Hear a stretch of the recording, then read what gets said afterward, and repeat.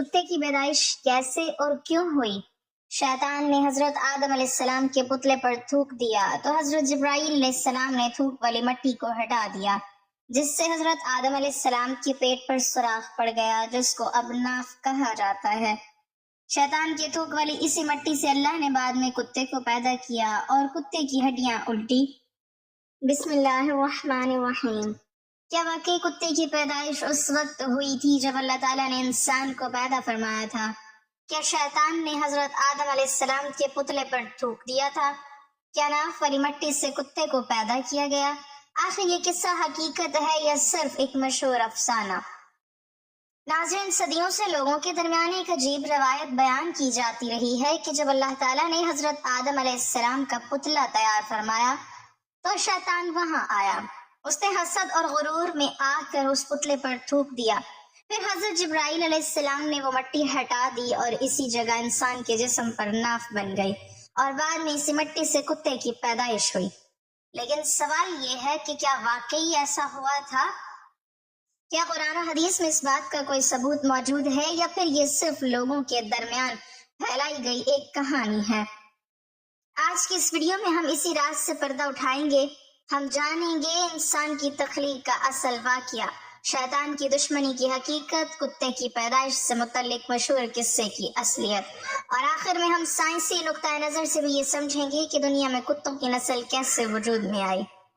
مگر اس حیران کن سفر کو شروع کرنے سے پہلے ذرا تصور کریں اس لمحے کا جب زمین بالکل سنسان تھی، نہ انسان تھا، نہ بستیاں تھیں، نہ شور تھا، نہ زندگی کی چہل پہل، صرف اللہ تعالیٰ کی عظیم قدرت تھی۔ فرشتے تھے، آسمان تھے اور ایک ایسا فیصلہ ہونے والا تھا جو پوری دنیا کی تقدیر بدلنے والا تھا۔ اللہ تعالیٰ نے فرشتوں سے فرمایا کہ میں زمین میں ایک خلیفہ بنانے والا ہوں۔ فرشتے حیران ہوئے، انہوں نے عرض کیا، اے اللہ، کیا تو ایسی مخلوق پیدا کرے گا جو زمین میں فساد کرے گی اور خون بہائے گی، جبکہ ہم تیری حمد اور پاکی بیان کرتے ہیں۔ اللہ تعالیٰ نے فرمایا، بے شک میں وہ جانتا ہوں جو تم نہیں جانتے۔ پھر وہ لمحہ آیا جب اللہ تعالیٰ نے مٹی سے انسان کی تخلیق کا آغاز فرمایا۔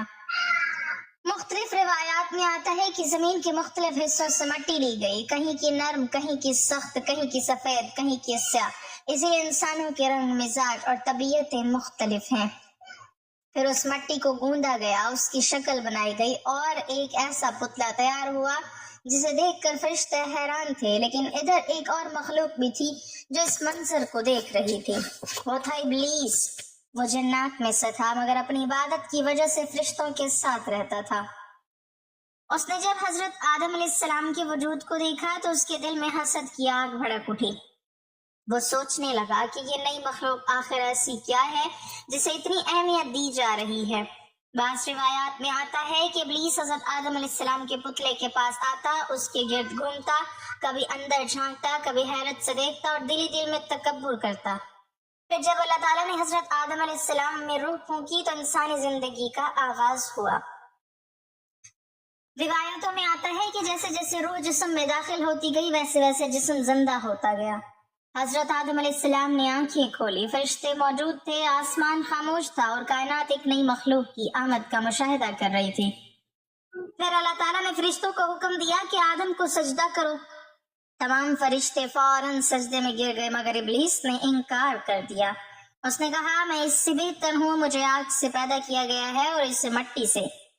یہی وہ لمحہ تھا جب تکبر نے ابلیس کو ہمیشہ کے لیے اللہ کی رحمت سے دور کر دیا، اور اسی لمحے سے انسان اور شیطان کی دشمنی شروع ہوئی۔ لیکن ناظرین، یہاں سے وہ کہانی شروع ہوتی ہے جو صدیوں سے لوگوں کے درمیان مشہور ہے۔ لوگ کہتے ہیں کہ شیطان نے حضرت آدم علیہ السلام کے پتلے پر تھوک دیا تھا، کچھ کہتے ہیں اس نے ناف والی جگہ پر تھوکا، کہتے ہیں اس مٹی کو الگ کر دیا گیا اور پھر بعد میں اس سے کتا بنایا گیا۔ یہ قصہ اتنا مشہور ہو چکا ہے کہ بہت سے لوگ اسے حقیقت سمجھنے لگے ہیں، حالانکہ اکثر لوگ یہ نہیں جانتے کہ اس روایت کی اصل کیا ہے۔ کیا یہ واقعی کسی صحیح حدیث میں موجود ہے؟ کیا کسی معتبر اسلامی کتاب میں اس کا ذکر ملتا ہے، یا یہ صرف ایک عوامی کہانی ہے جو وقت کے ساتھ ساتھ لوگوں میں پھیلتی گئی؟ یہی وہ سوال ہے جس کا جواب ہم اس پوری ویڈیو میں تلاش کریں گے، اور آگے آپ جانیں گے کہ آخر شیطان انسان سے اتنی نفرت کیوں کرتا تھا، انسان کی تخلیق کا اصل مقصد کیا تھا، اور وہ مشہور روایت جسے لوگ حقیقت سمجھتے ہیں آخر اس کی بنیاد کیا ہے۔ ناظرین، جب حضرت آدم علیہ السلام کی تخلیق مکمل ہوئی اور اللہ تعالیٰ نے فرشتوں کو سجدے کا حکم دیا تو پوری کائنات نے اطاعت کا ایک عظیم منظر دیکھا۔ تمام فرشتے فوراً سجدے میں گر گئے، مگر ابلیس اپنے غرور میں کھڑا رہا۔ اس کے دل میں حسد اس قدر بھر چکا تھا کہ وہ اللہ کے حکم کے سامنے بھی جھکنے کے لیے تیار نہ ہوا۔ اس نے اپنی برتری ثابت کرنے کی کوشش کی اور کہا کہ میں آگ سے پیدا کیا گیا ہوں جبکہ آدم مٹی سے بنائے گئے ہیں۔ گویا اس نے یہ سمجھ لیا کہ آگ مٹی سے بہتر ہے، حالانکہ اصل عظمت مادے میں نہیں بلکہ اللہ کے حکم کی اطاعت میں ہوتی ہے۔ یہی وہ پہلا تکبر تھا جس نے ابلیس کو ہمیشہ کے لیے ذلیل کر دیا۔ پھر اللہ تعالیٰ نے اسے اپنی رحمت سے دور کر دیا، مگر جاتے جاتے اس نے ایک خطرناک اعلان کیا۔ اس نے کہا کہ اے اللہ، مجھے قیامت تک مہلت دے، میں انسانوں کو گمراہ کروں گا، میں ان کے دلوں میں وسوسے ڈالوں گا، میں انہیں سیدھے راستے سے ہٹانے کی کوشش کروں گا، اور تب سے لے کر آج تک شیطان انسان کا کھلا دشمن ہے۔ وہ انسان کو جھوٹ، فریب، حسد، غرور اور گناہوں کی طرف لے جانے کی کوشش کرتا ہے۔ مگر اسی دوران لوگوں میں ایک عجیب قصہ بھی مشہور ہو گیا۔ کچھ لوگ کہتے ہیں کہ شیطان نے حضرت آدم علیہ السلام کے پتلے کو ہاتھ لگایا، کچھ کہتے ہیں اس نے تھوکا، کچھ کہتے ہیں اس نے ناک والی جگہ کو خراب کیا اور پھر اس مٹی سے کتے کی پیدائش ہوئی۔ ناظرین، اگر غور کیا جائے تو یہ قصہ سننے میں بہت حیران کن لگتا ہے، اسی لیے لوگ اسے دلچسپی سے سنتے اور آگے بیان کرتے رہے۔ لیکن دین صرف دلچسپ کہانیوں کا نام نہیں۔ اسلام میں ہر بات کے لیے ثبوت ضروری ہوتا ہے۔ اگر کوئی بات قرآن یا صحیح حدیث سے ثابت نہ ہو تو اسے یقین کے ساتھ بیان کرنا درست نہیں ہوتا۔ یہی وجہ ہے کہ بڑے بڑے علماء نے اس روایت کو غیر مستند اور من گھڑت قرار دیا ہے۔ نہ قرآن میں کہیں یہ ذکر ملتا ہے کہ شیطان نے حضرت آدم علیہ السلام کے پتلے پر تھوکا تھا، نہ کسی صحیح حدیث میں یہ موجود ہے کہ نہ اس وجہ سے بنی، اور نہ ہی یہ ثابت ہے کہ کتا اس مٹی سے پیدا کیا گیا۔ بلکہ حقیقت یہ ہے کہ بہت سی باتیں وقت گزرنے کے ساتھ عوامی قصوں کا حصہ بن جاتی ہیں۔ لوگ انہیں ایک دوسرے سے سنتے ہیں، پھر بغیر تحقیق کے بیان کر دیتے ہیں، اور آہستہ آہستہ وہ قصے حقیقت سمجھے جانے لگتے ہیں۔ یہی معاملہ اس روایت کے ساتھ بھی ہوا۔ اب سوال یہ پیدا ہوتا ہے کہ اگر یہ قصہ صحیح نہیں تو پھر لوگ اسے اتنا کیوں بیان کرتے ہیں؟ اس کی ایک وجہ یہ ہے کہ انسان ہمیشہ پر اسرار اور عجیب کہانیوں کی طرف متوجہ ہوتا ہے، خاص طور پر جب بات جنات، شیطان یا انبیاء کرام علیہم السلام کی ہو تو لوگ فوراً دلچسپی لینے لگتے ہیں۔ دوسری وجہ یہ ہے کہ ماضی میں بہت سی اسرائیلی روایات اور غیر مستند قصے مسلمانوں کے درمیان پھیل گئے تھے، جن میں کچھ سچ ہوتے تھے اور کچھ بالکل بے بنیاد، لیکن عوام نے بغیر تحقیق کے انہیں بیان کرنا شروع کر دیا۔ اسی لیے علماء ہمیشہ نصیحت کرتے ہیں کہ دین کی بات صرف معتبر ذرائع سے لی جائے، کیونکہ انبیاء کرام علیہم السلام کے بارے میں غلط یا جھوٹی بات بیان کرنا بہت بڑا معاملہ ہے۔ اب یہاں ایک اور اہم سوال پیدا ہوتا ہے کہ پھر اسلام میں کتے کا مقام کیا ہے؟ کیا کتا واقعی کوئی منحوس یا نفرت انگیز مخلوق ہے؟ ناظرین، حقیقت اس کے برعکس ہے۔ اسلام میں کتا بھی اللہ تعالیٰ کی ایک مخلوق ہے۔ بعض حالات میں کتا رکھنے کی اجازت بھی دی گئی ہے۔ مثال کے طور پر شکار کے لیے تربیت یافتہ کتوں کا ذکر قرآن میں موجود ہے۔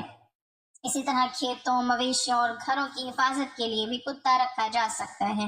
اور سب سے حیران کن بات یہ ہے کہ قرآن مجید میں اصحاب کہف کے ساتھ ایک کتے کا ذکر بھی موجود ہے جو غار کے دروازے پر بیٹھا رہتا تھا۔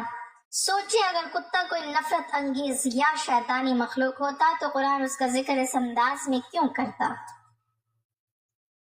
اس سے معلوم ہوتا ہے کہ کتا بھی دوسری مخلوقات کی طرح اللہ کی پیدا کی ہوئی ایک مخلوق ہے۔ البتہ اسلام صفائی اور پاکیزگی پر زور دیتا ہے، اسی لیے بعض احکامات کتوں کے حوالے سے موجود ہیں، مگر یہ کہنا کہ اس کی تخلیق شیطان کے تھوک سے ہوئی تھی، اس بات کا کوئی مستند ثبوت موجود نہیں۔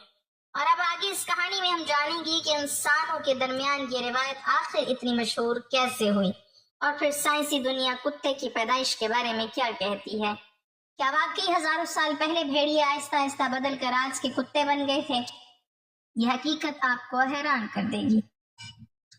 ناظرین، انسانی تاریخ میں ہمیشہ سے ایسی کہانیاں گردش کرتی رہی ہیں جن میں حقیقت سے زیادہ حیرت اور تجسس ہوتا ہے، اور جب کوئی قصہ بار بار سنایا جائے تو لوگ اسے سچ ماننا شروع کر دیتے ہیں۔ یہی وجہ ہے کہ کتے کی پیدائش والا یہ واقعہ بھی صدیوں تک زبانوں پر رہا۔ کچھ لوگ اسے پوری یقین کے ساتھ بیان کرتے ہیں، کچھ ڈراؤنے انداز میں سناتے ہیں، اور کچھ اسے مذہبی حقیقت سمجھ بیٹھتے ہیں۔ حالانکہ جب علماء نے اس روایت کی تحقیق کی تو معلوم ہوا کہ اس کی کوئی مضبوط بنیاد موجود نہیں، نہ یہ کسی صحیح حدیث سے ثابت ہے، نہ کسی معتبر اسلامی روایت سے، لیکن اس کے باوجود یہ قصہ عوامی ذہنوں میں جگہ بنا گیا۔ اب سوال یہ ہے کہ آخر ایسا کیوں ہوتا ہے؟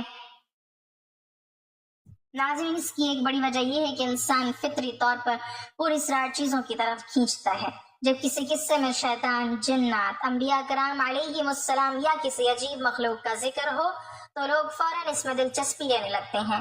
پھر اگر وہ قصہ نسل در نسل سنایا جاتا رہے تو آہستہ آہستہ وہ روایت حقیقت جیسی محسوس ہونے لگتی ہے۔ یہی وجہ ہے کہ دین میں تحقیق کو بہت اہمیت دی گئی ہے۔ اسلام یہ تعلیم دیتا ہے کہ ہر سنی سنائی بات پر یقین نہ کیا جائے، بلکہ اس کی حقیقت معلوم کی جائے، کیونکہ بعض اوقات ایک چھوٹی بات اتنی مشہور ہو جاتی ہے کہ لوگ اسے سچ سمجھنے لگتے ہیں، اور یہی معاملہ اس قصے کے ساتھ بھی ہوا۔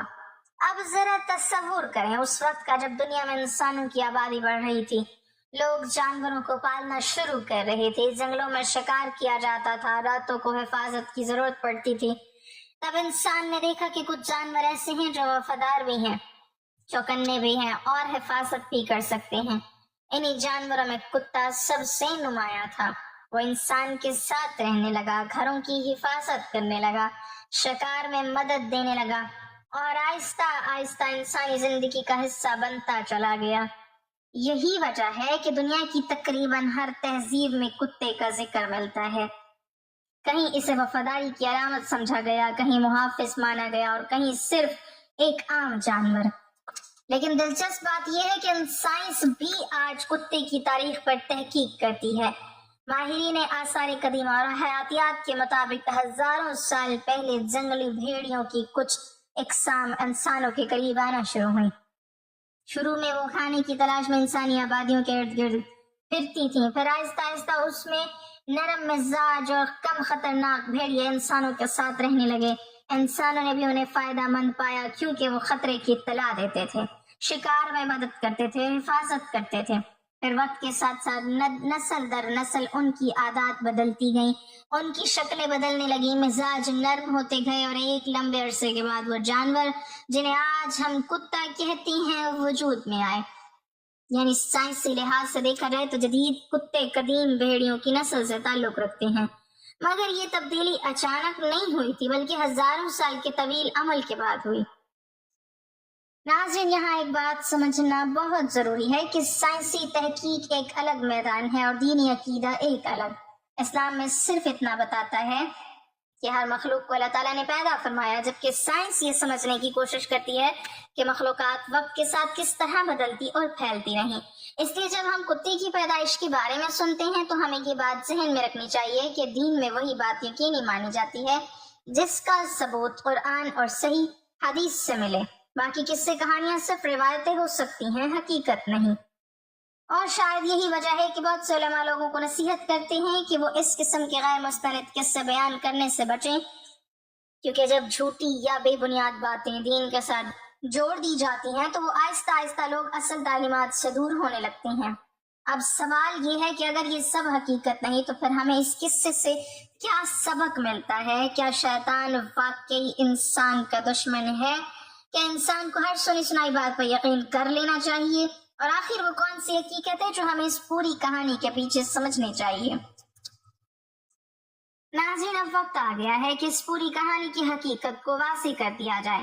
شروع سے لے کر اب تک ہم نے اس مشہور روایت کا ذکر کیا جسے بہت سے لوگ حقیقت سمجھتے تھے، یعنی یہ کہ شیطان نے حضرت آدم علیہ السلام کے پتلے پر تھوکا، ناف والی مٹی الگ کی گئی اور پھر اس مٹی سے کتے کی پیدائش ہوئی۔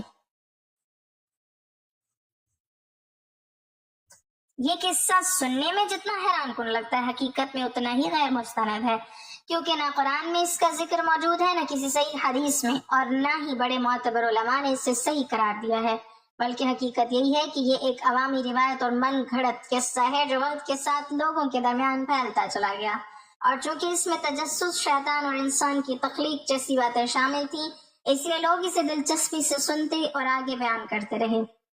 مگر ایک مسلمان کے لیے ضروری ہے کہ وہ ہر بات کو تحقیق کے بعد قبول کرے، خاص طور پر جب معاملہ انبیاء کرام علیہم السلام سے متعلق ہو، کیونکہ ان کے بارے میں غلط یا بے بنیاد بات کرنا معمولی بات نہیں۔ ناظرین، اس پوری کہانی سے سب سے بڑا سبق یہ ملتا ہے کہ شیطان واقعی انسان کا کھلا دشمن ہے، مگر اس کی اصل طاقت انسان کو وسوسوں، جھوٹ اور دھوکے میں ڈالنا ہے۔ وہ چاہتا ہے کہ انسان حقیقت سے دور ہو جائے، بغیر تحقیق کے باتیں مان لے اور افواہوں میں الجھ جائے۔ اسی لیے اسلام ہمیں علم، تحقیق اور سچائی کی تعلیم دیتا ہے۔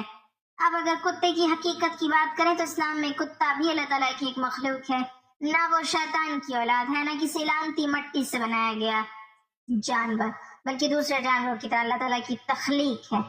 بعض صورتوں میں اس سے فائدہ اٹھانے کی اجازت بھی دی گئی ہے، جس سے شکار، حفاظت اور نگرانی، اور یہی وجہ ہے کہ قرآن مجید میں اصحاب کہف کے کتے کا ذکر بھی احترام کے ساتھ موجود ہے۔ اب اگر ہم سائنسی نقطۂ نظر سے دیکھیں تو ماہرین کے مطابق آج کے جدید کتے ہزاروں سال پہلے کے جنگلی بھیڑیوں سے تعلق رکھتے ہیں۔ تحقیق یہ بتاتی ہے کہ قدیم زمانے میں کچھ بھیڑیے انسانی آبادیوں کے قریب رہنے لگے تھے۔ وقت کے ساتھ ساتھ ان میں تبدیلی آتی گئی، ان کی عادات نرم ہوئی، انسانوں نے انہیں پالنا شروع کیا اور نسلوں کے سفر کے بعد وہ الگ شکل اختیار کرتے گئے، یہاں تک کہ مختلف اقسام کے کتے وجود میں آ گئے۔ یعنی سائنس یہ سمجھاتی ہے کہ قدرت تبدیلیوں اور انسان کے ساتھ رہنے کے عمل نے بھیڑیوں کو آہستہ آہستہ کتوں میں تبدیل کر دیا۔ مگر ایک مسلمان کے لیے سب سے اہم بات یہ ہے کہ ہر مخلوق آخرکار اللہ تعالیٰ ہی کی پیدا کی ہوئی ہے، چاہے اس کی شکلیں وقت کے ساتھ بدلتی رہی ہوں۔ ناظرین، آج سوشل میڈیا کے دور میں بے شمار قصے، روایات اور حیران کن کہانیاں بہت تیزی سے پھیلتی ہیں۔ کچھ لوگ بغیر تحقیق کے ہر بات آگے پہنچا دیتے ہیں، لیکن ہمیں یاد رکھنا چاہیے کہ ہر مشہور بات سچ نہیں ہوتی۔ بعض اوقات ایک جھوٹ اتنا زیادہ دہرایا جاتا ہے کہ لوگ اسے حقیقت سمجھنے لگتے ہیں۔ اس لیے دین میں تحقیق، علم اور سچائی کی بہت اہمیت ہے، اور شاید یہی اس پوری کہانی کا اصل سبق بھی ہے کہ انسان کو ہر بات کو عقل، علم اور دین کی روشنی میں پرکھنا چاہیے۔ صرف سنی سنائی باتوں پر یقین نہیں کرنا چاہیے، کیونکہ سچ ہمیشہ دلیل مانگتا ہے، جبکہ افسانے صرف حیرت پیدا کرتے ہیں۔ اللہ تعالیٰ ہمیں حق بات کو سمجھنے، سچ کو قبول کرنے اور غلط روایات سے بچنے کی توفیق عطا فرمائے، آمین۔ ناظرین، کمنٹ باکس میں اللہ تعالیٰ کے 99 ناموں میں سے ایک نام ضرور ٹائپ کریں۔